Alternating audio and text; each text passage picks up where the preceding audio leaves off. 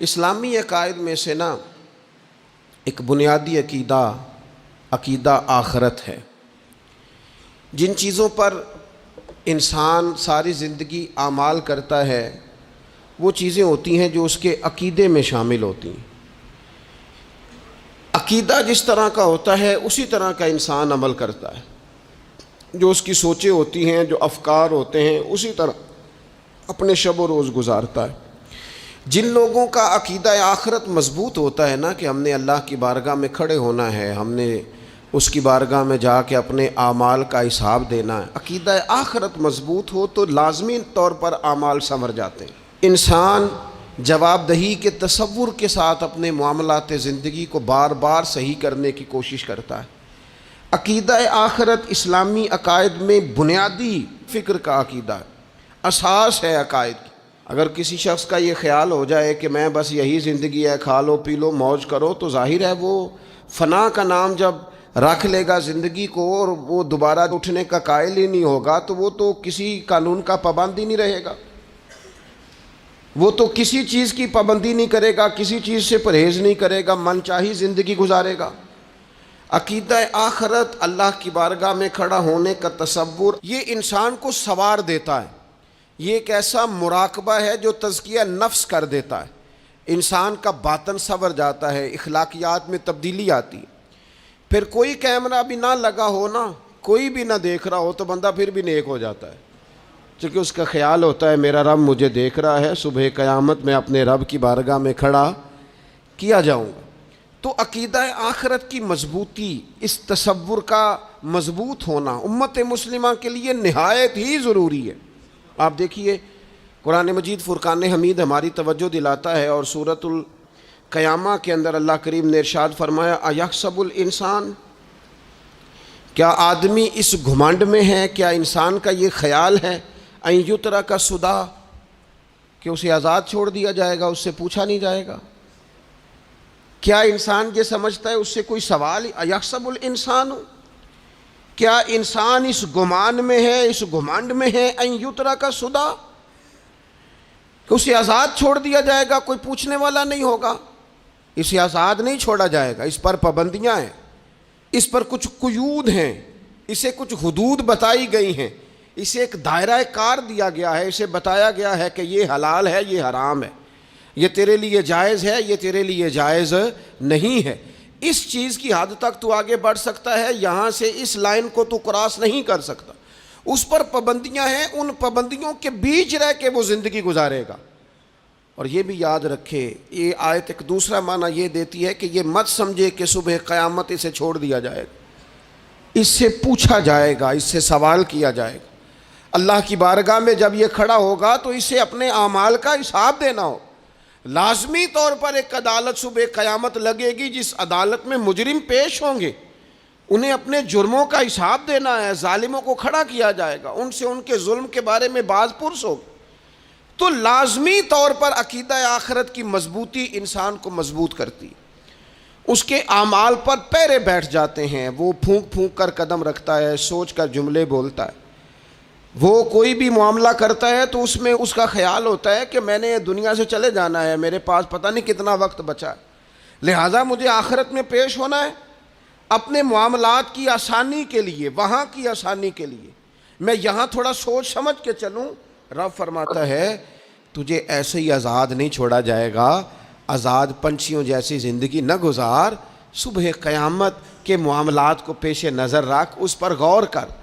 یہ تصور گھر کے باہر بھی پورا مضبوط ہونا چاہیے اور گھر کے اندر بھی پورا مضبوط ہونا چاہیے۔ انسان اپنے مالک سے ڈرے اور قیامت کے دن اس کی بارگاہ میں حاضری کا یقین رکھے، اور وہ یاد رکھے کہ یہاں جو کچھ، وہ دیکھیں نا، بچوں کو استاد پڑھاتا ہے، محنت کراتا ہے، اگر بچے نہیں پڑھتے تو ڈانٹتا بھی ہے، سمجھاتا بھی ہے، قائل بھی کرتا ہے، اور جب وہ آخری بات کرتا ہے تو پھر وہ پتہ کیا کہتا ہے؟ چلو ٹھیک ہے، اگر نہ پڑھو گے تو امتحان تو آنا ہی ہے نا، رزلٹ تو آنا ہے، پیپر میں بیٹھو گے نہیں آئے گا، فیل ہو جاؤ گے۔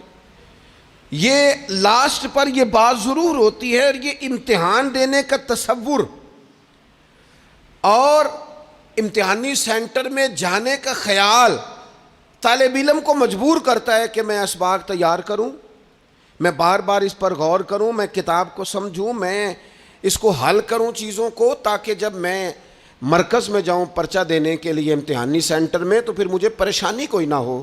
بس سمجھانے کے لیے بات عرض ہے کہ یہاں لوگوں کو بتایا جاتا ہے، قائل کیا جاتا ہے یہ حلال ہے، یہ حرام ہے، یہ تیرے لیے ٹھیک نہیں ہے، یہ تیری حدود ہیں، یہ تیرے قیود ہیں، یہ تیرا دائرہ کار ہے۔ لیکن اگر پھر بھی کوئی بندہ باز نہ آئے، پھر بھی کوئی شخص باز نہ آئے، تو پھر اس کو کہا جائے گا صبح قیامت اللہ خود حساب لے لے گا، پھر تجھے مالک اپنے سامنے کھڑا کرے گا، ثم لتسألن یومئذ عن النعیم، پھر وہ تجھ سے ایک ایک نعمت کے بارے میں سوال کر لے گا، پھر تجھے جواب دینا ہوگا۔ تو اس تصور کو اپنی زندگی میں لاگو کریں کہ ہم نے مرنا ہے، اللہ کی بارگاہ میں جان، اس تصور کو پوری طور پر طاری کریں اپنے ذہنوں میں۔ یہ جو رسمی سی بات ہے نا، پتہ نہیں کب چلے جانا ہے، جو جانے والے ہوتے ہیں ان کی کوئی تیاری بھی ہوتی ہے، جن کو پتہ ہوتا ہے نا وہ رمضان المبارک میں نا کئی دفعہ ایسا ہوتا ہے کہ ٹکٹیں نہیں مل رہی ہوتی اور عمرے کے ویزے لگ چکے ہوتے ہیں، تو ایجنٹ کہہ دیتے ہیں جانے والوں کو کہ تیاری رکھنا، کسی وقت بھی میرا فون آ جائے گا۔ تو لوگوں نے بیگ باندھ لیے ہوتے ہیں، سامان تیار کر لیا ہوتا ہے، سارے انتظامات کر کے رکھے، کیوں کہ پتہ نہیں کس وقت بلاوا آ جائے گا۔ تو روز کہتا ہے پتہ نہیں اللہ کی جانب سے کس وقت بلاوا آ جائے گا۔ پھر اپنی تیاری بھی تو یار کچھ بتانا، میں بھی بتاؤں آپ بھی بتائیں۔ پھر ہم اپنے آپ سے یہ بھی تو سوال کریں نا کہ جہاں اچانک جانا پڑے اس کے لیے تیاری ہوتی ہے، ہماری تیاری کیا ہے؟ اگر اچانک جانے پڑے اس کی بارگاہ میں کیا تیاری؟ روز دیکھ رہے ہیں نا، کچھ لوگ روڈ پہ چڑھے تھے پہنچ نہیں سکے، ہاسپٹل گئے تھے پہنچ نہیں سکے، کچھ لوگ کسی فیلڈ میں کام کر رہے تھے ڈگری نہیں مل سکی، جا ہی نہیں سکے، وقت آ گیا۔ تو اگر وہ ٹائم آ جاتا ہے اس کی بارگاہ میں حاضر ہونا پڑ جاتا ہے، تیاری کیا ہے؟ نبی پاک علیہ الصلوۃ والسلام گھر کے اندر اپنے گھر والوں کی تربیت کے لیے اور تعلیم امت کے لیے ایک دعا مانگتے تھے۔ حضرت عائشہ صدیقہ کہتی ہیں حضور دعا مانگتے تھے، مشکات میں موجود ہے۔ کیا دعا تھی؟ اللہم حاسبنی حسابا یسیرا، اے اللہ ذرا حساب آسان کر کے لینا۔ یہ حضور تعلیم امت کے لیے دعا مانگتا، اللہ حساب ذرا آسان کر کے لیجیے، مالک کرم فرمانا۔ تو حضرت عائشہ صدیقہ رضی اللہ تعالیٰ عنہ ارشاد فرماتی ہے، میں نے عرض کیا یا رسول اللہ صلی اللہ تعالیٰ علیہ وسلم یہ آسان حساب کا کیا مطلب ہے؟ تو حضور فرمانے لگے عائشہ آسان حساب کا مطلب یہ ہے کہ رب کریم بندے کے نامہ اعمال پر نظر ڈالے گا اور پھر اللہ تبارک و تعالیٰ اس سے درگزر فرما دے گا۔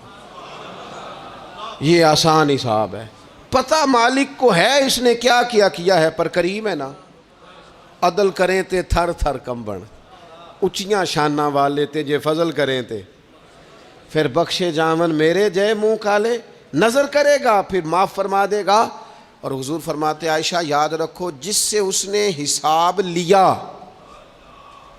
وہ پھر بڑی مشکل میں آ جائے گا، اس کے لیے مشکل ہو۔ اللہم حاسبنی حسابا یسیرا، اے اللہ تو حساب ذرا آسان کر کے لینا، ذرا آسان کر کے۔ یہ تعلیم امت کے لیے کہ امت کے دل میں خیال پیدا ہو کہ حساب دینا ہے، تو نے حساب دینا ہے، تو نے اپنے مال کا حساب دینا ہے، تو نے اپنے لفظوں کا حساب دینا ہے، تو نے معاملات کا حساب دینا ہے۔ تو جس کرسی پہ بیٹھا ہے، تو کلرک ہے یا صدر ہے، تو نے اپنی اس نشست کا حساب دینا۔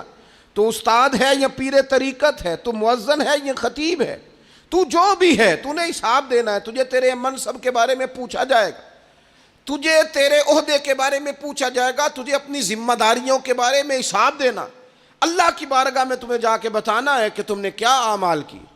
اس تصور کو پکا کریں اپنی۔ یہ تصور کتنا کو پکا ہونا چاہیے، دنیا کیا ہے اور آخرت کیا ہے۔ ہمارے ہاں لوگوں نے بہت بڑا لمبا چوڑا دنیا کا تصور بنا لیا، کار جہاں دراز ہے، لمبا تصور، دنیا داری کے لیے لمبی منصوبہ بندی، دور دور تک میں نے یہ کرنا ہے، پھر میں نے یہ کرنا ہے، پھر اس کے بعد انشاءاللہ یہ کر دینا۔ یہ تو آپ نے 300 سال کی پلاننگ بتا دی ہے، یہ تو 300 سال کی پلاننگ بتائی۔ کیا بتائیں تجھے اے باپ، کیا کار ہائے نمایاں کر گئے BA کیا, نوکر ہوئے, پینشن ملی, پھر مر گئے. زندگی تو اتنی سی ہے, اتنی لمبی منصوبہ بندی, اس میں آخرت کہاں ہے؟ اس میں اگر کسی مقام پر رب کی بارگاہ میں حاضر ہونا ہے تو وہ کہاں ہے؟ جو مرنے والے لوگ ہوتے ہیں ان کا تو جینا کچھ اور طرح کا ہوتا ہے, جن کو جانا ہوتا ہے ان کا رہنا تو کچھ اور طرح کا ہوتا ہے, جن کو کسی جگہ منتقل ہونا ہوتا ہے, جو عارضی مکانوں میں رہتے ہیں ان کا رہن سہن تو ذرا اور طرح کا ہوتا ہے. لیکن جو ہمارا انداز ہے, جو ہمارا رہن سہن ہے, جو ہمارا طریقہ کار ہے, وہ تو مستقل رہنے کا ہے. وہ تو لگتا ہے کہ کبھی چھوڑنے والے نہیں ہیں. اس میں تو کوئی ایسی چیز نظر نہیں آتی کہ جس میں ہم محسوس کریں کہ ہم نے چھوڑ کے جانا ہے. لیکن نبی پاک علیہ السلام نے جس دنیا کو ہم بہت بڑی دنیا سمجھتے ہیں, حضور نے اس کی مثال کیا دی. صحیح مسلم کی حدیث ہے, دیکھیں کتنا کھول کر اور کتنا آسان کر کے رسول پاک ہمیں بات سمجھاتے ہیں. دنیا کیا ہے, آخرت کیا ہے, یہ والی زندگی کیا ہے, آخرت کی زندگی کیا, بالکل کھول کر واضح کر کے نبی پاک علیہ الصلوۃ والسلام فرمانے لگے دنیا اور آخرت کی مثال اس طرح ہے جس طرح دریا بہہ رہا ہو اور کوئی آدمی اس میں انگلی ڈبوئے, جتنا پانی اس کی انگلی کو لگ گیا یہ دنیا ہے, اور جو باقی ٹھاٹھے مارتا دریا پیچھے ہے, سمندر پیچھے ہے, وہ سارا آخرت ہے. یہ اتنی سی دنیا ہے, یہ صحیح مسلم میں موجود ہے. اتنی سی دنیا کے لیے اتنے پاپڑ بیلنا, اتنی سی دنیا کے لیے اتنے ظلم کرنا, اتنی سی دنیا کے لیے اتنے حق ضائع کرنا, اتنی سی دنیا کے لیے اتنے لوگوں کے دل توڑنا, اتنے حقوق پہ ڈھاکہ ڈالنا, اتنا جبر کرنا, لوگوں کا مال کھانا, لوگوں کو تکلیف دینا, عزتیں اچھالنا, اتنی سی دنیا کے لیے.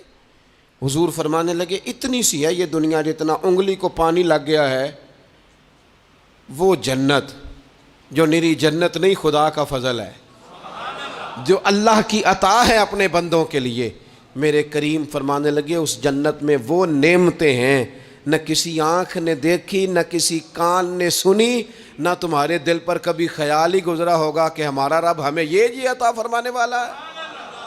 تھوڑا سا نا 24 گھنٹوں میں کچھ ٹائم اپنی آخرت کے لیے, اپنے سارے معاملات کو مرتب کرتے ہوئے کچھ زندگی کے کام اپنی آخرت کے لیے. آپ یقین کریں بچوں سے لے کر بڑوں تک, ان پڑھ سے لے کر پڑھے لکھے تک, ہم نے جس کو اپنے مزاج کے مطابق کم فہم سمجھا اس سے لے کر دانشور تک دوڑ لگ گئی دنیا جمع کرنے کی. وہ ایک سوچ حضرت سلطان باہو رحمۃ اللہ علیہ فرمانے لگے, ہزاروں لوگ ان کی خدمت میں آیا کرتے تھے تو کہتے ہیں رابدہ طالب کوئی نہیں ملیا, اتنے جو ملیا ہے طالب زردہ ہو. یہ تو دعا کرانے آئے ہیں کہ میرا کاروبار نہیں چلتا, یہ تو دعا کرانے آئے ہیں کہ جناب وہ میرا جو ہے وہ فلانا کیس سلجھ گیا. رابدہ طالب کوئی نہ ملے. کوئی ایسا تو آتا جو کہتا میری اس سے ملاقات کرا دے, کوئی طریقہ بتائیں مالک معرفت کیسے دیتا ہے. کوئی تو ایسا آتا جو کہتا کہ آؤ نہ کچھ باتیں درد کی کریں, کچھ عشق رسول کی تم کرو, کچھ محبت مصطفیٰ کی میں کروں. کچھ ایسے آتے جو کہتے آؤ نہ کوئی ذکر چھیڑے صدیق اکبر کا, کوئی بات کریں سیدنا فاروق اعظم کی, کچھ تذکرے ہو جائیں عثمان غنی کے, تھوڑی دیر ہو نہ جائے مولا علی کا تذکرہ.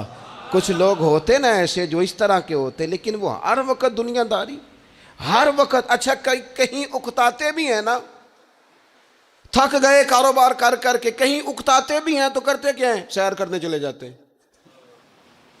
میں جی بور ہو گیا ہوں کام کرتے کرتے, چلو میں اب ٹھنڈے علاقے میں چلتا ہوں. کبھی تو ایسا ہونا تو کہے میں نے بچوں کو بھی وقت دیا ہے, دوستوں کو بھی دیا ہے, یاروں کو بھی دیا ہے, صحت کو بھی دیا ہے, میں نے ٹائم اپنے شوق کو بھی دیا ہے, اب میں کسی کو ٹائم نہیں دوں گا, یہ چند گھنٹے میں صرف رب رسول کی بارگاہ میں حاضری دوں گا. تو ذرا جم کے قرآن پاک پڑھے, تو ذرا ذوق سے درود پاک پڑھے, تو ذرا شوق سے میرے محبوب کی نعت سنے, تو سارا زمانہ بھول جائے اور تو رج رج کے دعا مانگے اپنے رب کی بارگاہ میں, اپنی پریشانیاں عرض کرے, اپنے اندر کی کیفیت بیان کرے. دل جو سخت ہو گیا ہے, ذہن جو سخت ہو گیا ہے, جو طبیعت میں وہ نورانیت نہیں آ رہی, اس کی تو بات کرے. تو اپنے رب کی بارگاہ میں معافی کا سوال کرے، تو اس سے قیامت کے دن درگزر کرنے کے لیے عرض کرے، کچھ تو ایسا ٹائم نکلے۔ لیکن دوستو، ہم تو بالکل الجھتے ہی جا رہے ہیں۔ وہ معاملات زندگی ہیں کہ ختم ہی نہیں ہو رہے، شوق ہیں کہ ختم ہی نہیں ہو رہے، باتیں ہیں کہ بڑھتی چلی جا رہی ہیں۔ دور گزر گیا جب لوگ کہتے تھے کہ کوئی درود پاک بتائیں جس سے سرکار راضی ہو۔ ایک کی مسئلہ ہے، کام نہیں چلتا۔ ایک صاحب آئے، کام نہیں چلتا۔ میں نے کہا سورہ واقعہ پڑھا کریں۔ کہتے ہیں حضرت میں بڑی دیر سے پڑھ رہا ہوں۔ میں نے کہا چلیں کچھ صدقات دے کے دیکھ لیں۔ کہنے لگے بڑی دیر سے دے رہا ہوں۔ میں نے انہیں ایک اور وظیفہ بتایا، کہنے لگے یہ بھی مجھے کسی نے بتایا تھا، بڑی دیر سے کر رہا ہوں۔ تو میں نے انہیں کہا پھر میری ایک ناقص رائے یہ ہے کہ سارا کچھ کرنے کے بعد اگر ابھی تک پھر بھی آپ سمجھ رہے ہیں نا آپ کی مرضی کے مطابق آپ پر دروازے نہیں کھل رہے، پھر آپ صبر کریں۔ جو میرا رب چاہتا ہے اس پہ راضی رہ کے دیکھیں، پھر ذرا راضی رہ کے دیکھیں، پھر دیکھیں کہ مالک کا فیصلہ کیا ہے۔ وہ آپ کے حق میں کوئی رحمت والا فیصلہ ہی فرمائے گا، پھر ذرا انتظار کر کے دیکھیں، پھر ذرا صبر کر کے دیکھیں۔ پھر وہ کہتا وَبَشِّرِ الصَّابِرِينَ، محبوب یہ جنہوں نے صبر کیا ہے انہیں میری رحمت کی خوشخبری سنا دو۔ پھر وہ کہتا ہے باقیوں کے پاس مال ہوگا، دولت ہوگی، اقتدار ہوگا، بڑا کچھ ہوگا، ان اللہ مع الصابرین، صبر کرنے والوں کے ساتھ رب کریم ہوگا۔ پھر ذرا ٹھہر ہی جائیں، پھر تھوڑا حوصلہ ہی کر لیں، پھر اس کے فیصلے کا ذرا انتظار کر کے دیکھیں۔ ہم نہ من چاہیے زندگی کے پیچھے پریشان ہیں اپنی آخرت کے، اور آخرت کرتی کیا ہے؟ جب آپ کا آخرت پر یقین پکا ہو جاتا ہے نا، پھر لازمی طور پر انسان کے اعمال سنورتے ہیں۔ آپ یقین کریں سنورتے ہیں، 100% سنورتے ہیں۔ آپ آخرت پر جتنا یقین، حضرت عمر کا آخرت پر یقین پکا تھا نا، دنیا میں مکان ہی کوئی نہیں بنایا، پکا تھا۔ سیدنا مولا علی شیر خدا امیر المومنین بھی ہو گئے تو طامت پھر بھی پھٹی ہوئی تھی، پکا یقین تھا نا کہ اللہ نے ہمارے لیے آگے بڑی نعمتیں تیار کی ہوئی ہیں۔ حضور نے آ کے فرمایا تھا نا کہ عمر میں تیرا گھر دیکھ آیا ہوں جنت میں، یقین پکا تھا نا بڑا کچھ ملنے والا ہے۔ تو جن لوگوں کا پکا ہونا کہ میرا دیس میں گھر ہے، وہ پردیس میں بلڈنگیں نہیں بنایا کرتے، ان کو پتا تھا کہ ہمارے دیس میں گھر بنے ہوئے ہیں، لہٰذا یہاں وہ کسی پریشانی کا شکار۔ اور دوسرا، جب بندے کا آخرت پر یقین پکا ہو جاتا ہے نا، ایک بات آپ نے ضرور ذہن میں رکھنی ہے۔ ہمارے محدثین نے لکھا ہے جس بندے کا صرف دنیا داری میں جینے کا مزاج ہو جاتا ہے نا، وہ بزدل ہو جاتا ہے، اور جس کا خیال ہوتا ہے نا زندگی عارضی ہے، صبح قیامت دوبارہ اٹھوں گا، وہ بندہ بہادر ہو جاتا ہے۔ جس کا خیال ہے نا یہی کچھ ہے، کھا لو پی لو بس، یہ زندگی ختم ہو گئی تو ختم ہو گئی، مر گئے تو مر گئے، ختم ہو گئے، فنا ہو گئے، ان لوگوں کا مزاج بزدلانہ ہو جاتا ہے، جرت مند نہیں رہتے۔ اور جن کا یہ خیال ہوتا ہے نا مرنے کے بعد بھی اٹھنا ہے، ایک نئی زندگی اللہ عطا کرے گا، وہ لوگ پھر موت سے گھبراتے نہیں، انہیں مرنے سے ڈر نہیں لگتا۔ پھر موت کا لفظ کوئی بندہ سنا کہ انہیں بلیک میل نہیں کر سکتا، وہ بندے طاقتور ہو جاتے، باہمت ہو جاتے۔ حضرت جابر بن عبداللہ فرماتے ہیں، بخاری میں حدیث ہے، فرماتے ہیں ایک احد والے دن نا ایک صحابی کھجور کھا رہے تھے، تو کھجور کھاتے کھاتے انہوں نے نبی پاک صلی اللہ تعالیٰ علیہ وسلم کی خدمت میں عرض کی، حضور اگر میں آج شہید ہو جاؤں تو کہاں جاؤں گا؟ تو محبوب فرمانے لگے میرا رب اپنے فضل سے تجھے جنت عطا کرے گا۔ حضرت جابر ابن عبداللہ رضی اللہ تعالیٰ عنہ فرماتے ہیں اس بندے نے کیا کیا، اس نے نا کھجور جتنی کھا لی تھی کھا لی، باقی نکال دی منہ سے، تلوار لی، میدان میں گئے، شہید ہو گئے۔ سبق ہمیں کیا دیا؟ کہنے لگے جب مرتے ہی اللہ تعالیٰ جنت عطا کرے گا، پھر کھجور کھاتے کھاتے رہنے والی دیر بھی کیوں کرنی ہے؟ پھر چھوڑو، جنت میں جا کے اللہ کے دیے ہوئے انعام کھائیں گے۔ کھجور کھانے کی بھی دیر برداشت نہیں کی۔ یہ آخرت کا اجر، آخرت میں رب کی بارگاہ میں کھڑے ہونے کا تصور بندے کو طاقتور کر دیتا۔ وہ بزدل، اقبال کیا کہتے ہیں؟ اقبال کہتے ہیں موت کو سمجھے ہیں غافل اختتام میں زندگی، یہ ہے شام میں زندگی، پھر صبح دوام میں زندگی۔ اور حضرت بلے شاہ بھی بول پڑے، وہ کہنے لگے عرش فرشتے بانگاں ملیاں مکے پہ گیا شور، بلے شاہ آسان نہیں مرنا، یہ تے مر گیا ہی کوئی اور، یہ تو کسی اور۔ پھر ایک اور درویش بولے، وہ کہنے لگے وارث شاہ او کدو مر دے، وارث شاہ او کدو مردے جنہ کیتیاں نیک کمائیاں نے، وہ تو اللہ کی بارگاہ میں انعام پاتے ہیں. ایک پل ہے موت، اس پل سے گزرتے ہیں، پھر رب کا فضل انہیں ملتا ہے. میں کئی دفعہ کہہ چکا ہوں، پھر کہتا ہوں، یہ جب بہت ٹینشن بن گئی نا، ڈپریشن بہت بڑھ گیا، کووڈ-19 کے دن تھے، کرونا کے، تو مجھے ایک سرکاری ادارے میں بلایا گیا جہاں اس عملے کو میں نے گفتگو کرنی تھی، اس عملے سے جو مریضوں کو دیکھ رہا تھا. کہنے لگے مجھے وہاں کے جو ہیڈ تھے، کہنے لگے پیر صاحب بڑا ڈپریشن بڑا ہے، لوگ ڈر رہے ہیں. وقتی طور پہ خوف بھی بڑا تھا. تو میں نے ایک صاحب سے وہاں کہا کہ اتنا خوف کس بات کا؟ کہنے لگے جی مجھے تو زیادہ ہجوم آ جائے تو میرا سانس نہیں نکلتا، تو قبر میں تو کھڑکی کوئی نہیں، تو تصور سوچ سوچ کے میں ڈرتا ہوں. تو میں نے کہا ڈاکٹر صاحب، ماں کے پیٹ میں جو رب آکسیجن دیتا ہے وہ قبر میں بھی دے گا. تو انہوں نے آپ کی طرح سبحان اللہ نہیں کی، کیونکہ وہ ڈاکٹر صاحب تھے نا. سیانے بندے کو سمجھانا بھی کافی سیانے بندے کا کام ہے، وہ زیادہ سیانے تھے. لیکن نا سوتے کو جگانا تو کام ہے، اور اگر جاگتے کو جگانا پڑ جائے تو بہت مشکل کام ہوتا ہے. وہ ڈاکٹر صاحب تھے. وہ کہنے لگے جی حضرت صاحب، وہ تو ماں سانس لیتی ہے تو وہ بچے کو جاتا ہے، وہ آکسیجن ماں کے سانس کی بنیاد پہ ملتی ہے، تو قبر میں وہ کیسے ہوگا؟ میں نے کہا چلیں ٹھیک ہے ڈاکٹر صاحب، آپ کی یہ دلیل بھی مان لیتے ہیں.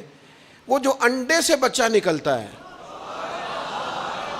وہ چاروں جانب کوئی سوراخ ہوتا ہے؟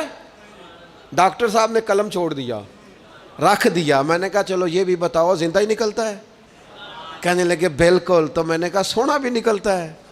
کہنے لگے بڑا ہی پیارا ہوتا ہے. میں نے کہا انشاءاللہ جب ہم قبروں سے نکلیں گے، مصطفیٰ کا صدقہ، یوم نحشر المتقین الی الرحمن وفدا، رب کہتا ہے تم جب نکلو گے نا قبروں سے، متقی مومن جب نکلیں گے تو رب کی بارگاہ میں مہمان بنا کر پیش کیے جائیں گے.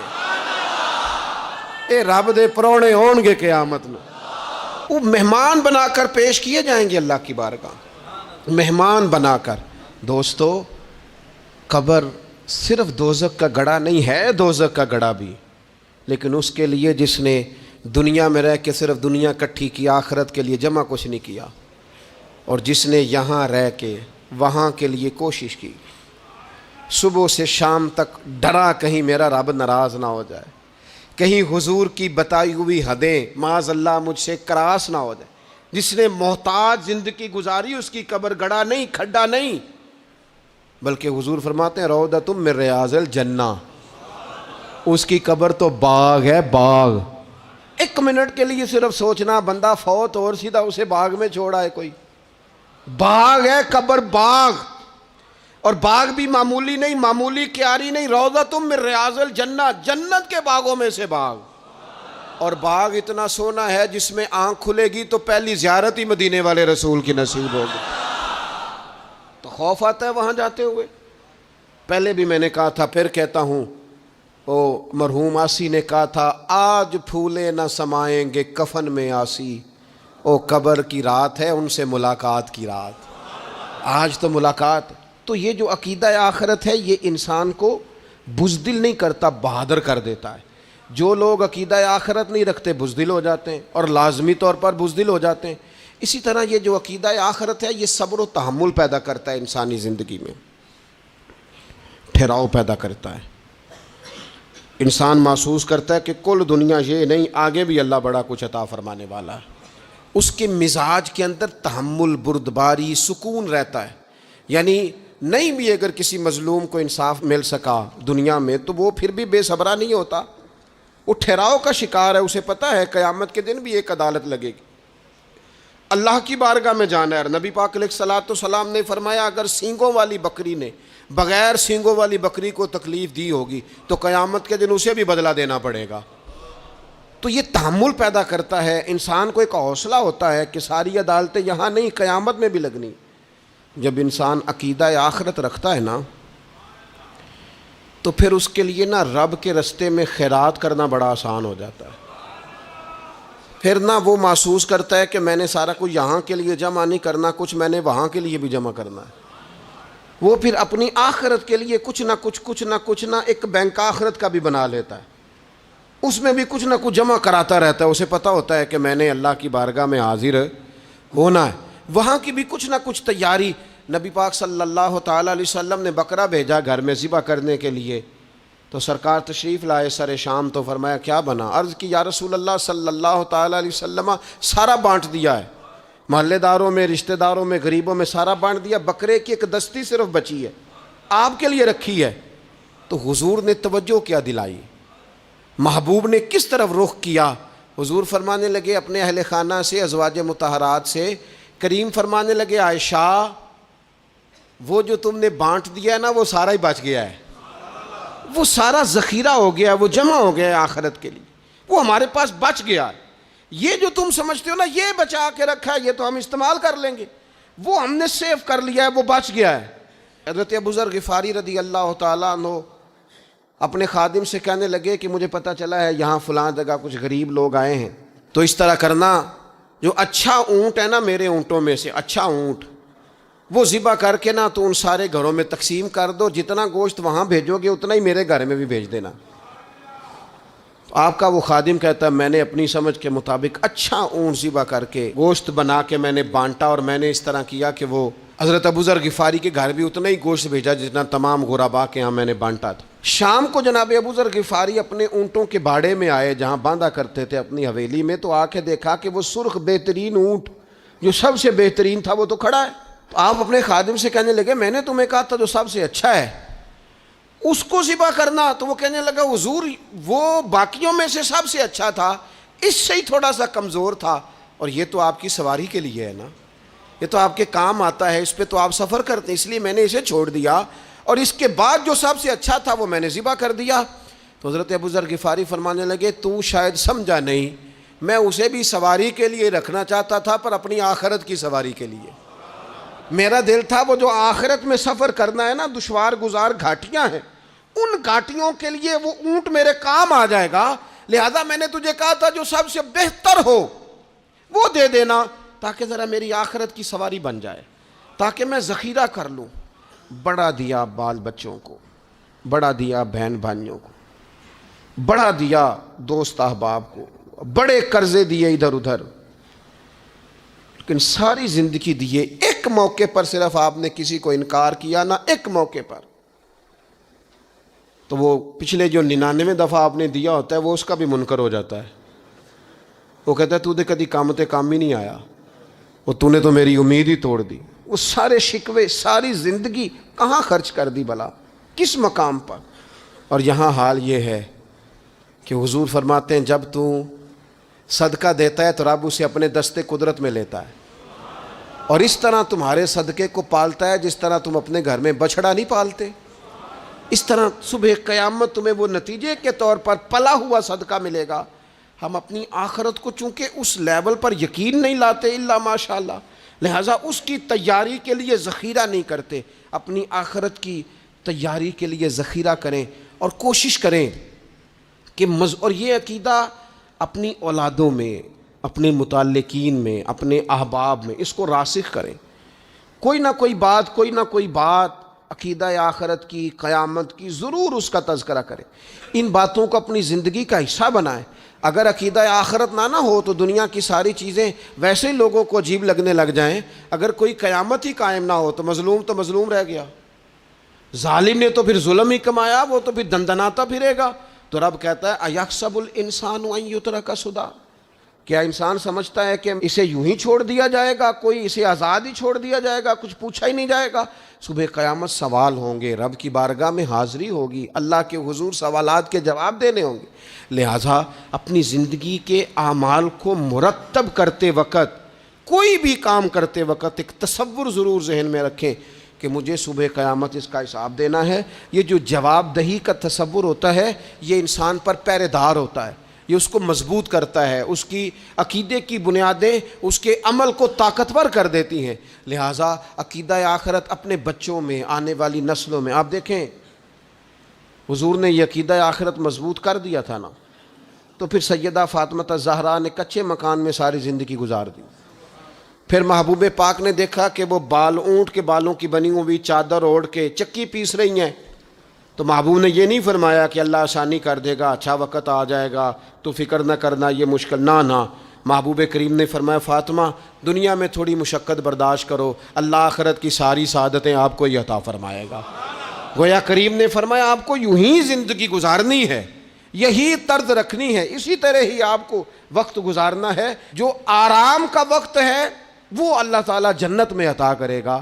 عقیدہ آخرت کی مضبوطی تھوڑا سا، ہمارے ایک بڑے قریبی دوست تھے، بڑا میرا ان سے پیار تھا، 34.5 سال عمر، خود ہارٹ اسپیشلسٹ ڈاکٹر، لیکن یہ پچھلے ہفتے وہ مریضوں کو چیک کر کے نیچے آ کے دفتر میں بیٹھے ہیں۔ ایک تو لوگ کہتے ہیں نا ہسپتال پہنچ جاتا تو شاید بچ جاتا، تو ہاسپٹل کے اندر ہی تھے، اور ابھی چڑھتی جوانی، 34-35 سال عمر۔ لیکن کمال یہ تھا کہ میرے جیسے کئی لوگوں نے بھی آنسو اس لیے بہائے کہ اتنی چڑھتی جوانی میں اتنے خوبصورت ماحول کے اندر بھی انہوں نے مزاج خیر خواہی کا بنایا ہوا تھا، ہر شخص سے حسن کلام اور رب رسول کی طرف اپنا لگاؤ، نماز کی پابندی، جب بھی حال پوچھنا تو کہتے تھے اللہ اور اس کے رسول کا فضل ہے۔ تو اپنی زندگی میں جن لوگوں کا تصور آخرت مضبوط ہو جاتا ہے وہ کئی دفعہ جلدی بھی سمٹ کر چلے جائیں تو ان کے حق میں رحمت والے فیصلے ہوتے ہیں۔ اللہ تعالی ہمیں سمجھنے کی توفیق عطا کرے۔